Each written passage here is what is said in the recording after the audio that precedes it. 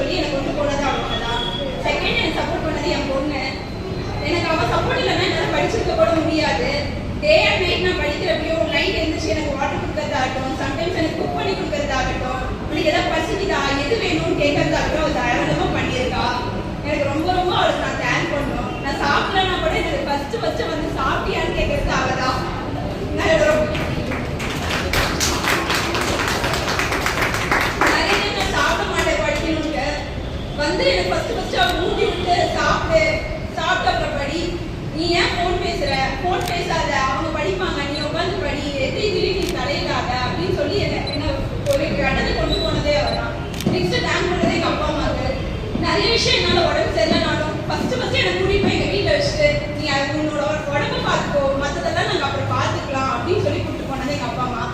Harini sister நான் மெயினாக thank பண்ணி ஆகணும். நான் எந்த டைமில் என்ன டவுட் கேட்டாலும் எனக்கு ஃபர்ஸ்ட் அட்டன் பண்ணுறது பாலாபுரம் ஹரிணி சிஸ்டர் தான். ரொம்ப தேங்க்ஸ் எல்லாத்துக்குமே. என்னோட ஃப்ரெண்ட்ஸ் எக்ஸாம் டைமில் டே அண்ட் நைட்டு 10 மணிக்கு கால் பண்ணுவேன், 11 மணிக்கு கால் பண்ணுவேன். எனக்கு இது புரியலை, இதை படிச்சிட்டிங்களா, இல்லை இதோட ஸ்டோரியை சொல்லுங்க, நான் ஸ்டோரி வச்சு எழுதிக்கிறேன். எந்த டைம் கால் பண்ணாலும் கீர்த்தனா, சரண்யாக்கா, ஹரிப்ரியா 3 பேரும் நாங்கள் டிஸ்கஷனில் தான் படிப்போம். ரொம்ப தேங்க்ஸ் எல்லாத்துக்குமே. அண்ட் நந்தினி மீனா சொல்லியே ஆகணும். ஃபர்ஸ்ட் பேட்சில் இருக்கப்போ ரொம்ப சப்போர்ட்டிவாக இருந்தாங்க. ரொம்ப தேங்க்ஸ் எல்லாத்துக்குமே.